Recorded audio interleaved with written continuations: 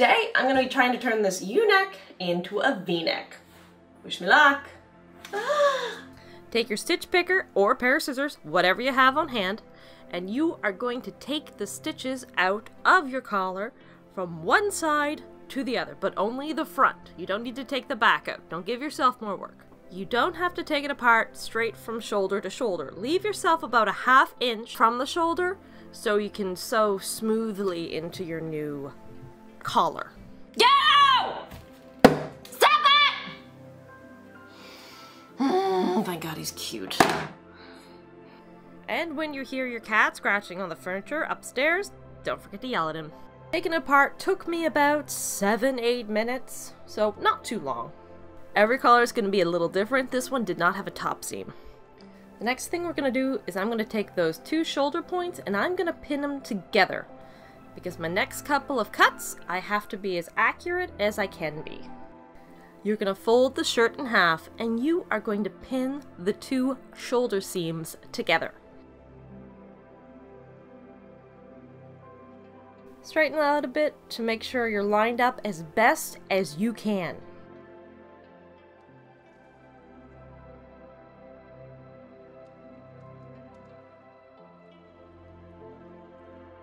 Take your scissors and cut the collar in two. And now there's no going back. You're going to need a straight edge. I used this DVD from Studio Ghibli because for some reason I couldn't find a ruler. If you need to add more pins, add more pins. Add as many pins as you need to add pins. Pins are not a sin. What she said. Now you're going to make your point of your neck. You don't want to go crazy far with this because you don't have a lot of collar to work with. So I wouldn't recommend going down more than maybe an inch or a couple of centimeters just to even up that edge. Now take your scissors and make sure your hand is blocking the shot and cut your new V. I used tailor's chalk because that's what I had. Take out your pins. And you're going to give your collar a little stretch because now we need it to stretch to the new cut that we have. Now this can get a bit complicated, but I know you can do it. Also, don't be afraid to take it apart if it's done wrong. I made a line so you could see where the bottom of the V is. We're going to sew that. And then we're going to sew that one on top, and then it'll look like that when it's done, I hope. So what I did is I pinned the collar to the shirt. Get yourself some pins, and I put the corner to the corner. And then I just lightly stretched the neck and the shirt as I pinned everything as evenly as I could into place. Use as many pins as you need. Now this is my second attempt to do this and I still fucked up. So I put it in. See, the shoulder's right behind the foot. So then I just kept sewing into my new line, taking out the pins as I went until I get to my new center of my neck. And this is the part where I messed up, because I'm concentrating on the folds that I'm doing and not what the camera can see. So, here we go!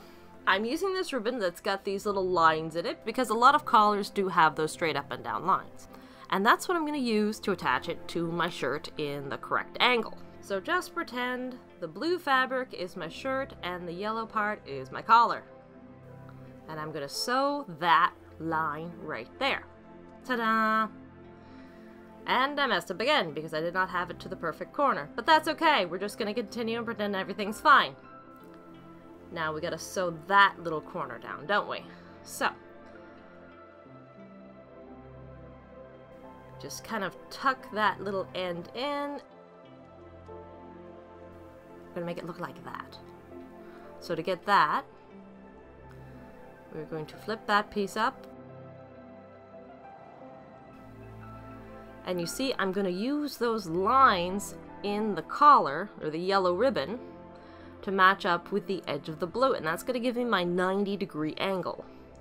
I'm just going to pin that in place, and I'm just going to sew it down, just across there. If there was stretchy material, it would be a lot easier for this part, but it's not, so. And I sewed it down, and again, I wasn't paying attention, and there's a tiny little wrinkle, but we're just going to ignore that. It's perfect how it is. I did not make a mistake. It just looks like that. Okay, fine, it's perfect, it's fine. Now to sew your second collar edge down. Flip it upside down, and you're gonna see, after I trim off the extra, which shouldn't have been there in the first place, you're gonna see this little tiny thin edge. You see it? It goes that way and it goes that way. And I am just going to put the ribbon down, or the collar down, and I'm just going to sew it along that edge. If you want to iron this to keep everything in place, go ahead. Please, I insist you do that. You're worth it. That t-shirt that you're bothering to fix deserves it. I also recommend maybe doing this on a t-shirt you don't quite love, just to get the hang of it. And you're going to pin it down, as many pins as you need. And whenever my hand moves, it should make more sense. This is why I don't stop doing tutorials. I suck at them. Alright, see that little edge? That's going to be lined up with the edge of the other one that's already in there. See? It's a little complicated, but you can do it. And if you do it wrong, just take it apart and try again. It's okay. This is the third time I've tried to do a V-neck tutorial, and the third time I've messed it up. So, but first you don't succeed, that's what the stitch picker's for. And we're going to sew that second ribbon and or collar edge onto your piece. Now it's just a thin little edge, so just be careful. Watch your fingers. Watch your thread. And when you get to the corner, keep your needle down, but lift your presser foot up and turn the fabric to go in the other direction. Put the foot down and continue. And that should be it. Ta-da! That'll be the new neck of your collar. Hopefully that was easier to understand than the red on the red tutorial, and yeah. On the other side just looks like that.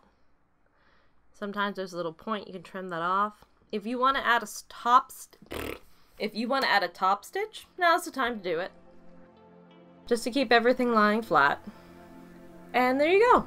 Voila! V-neck from a boat neck, U-neck, crew neck, that's the word.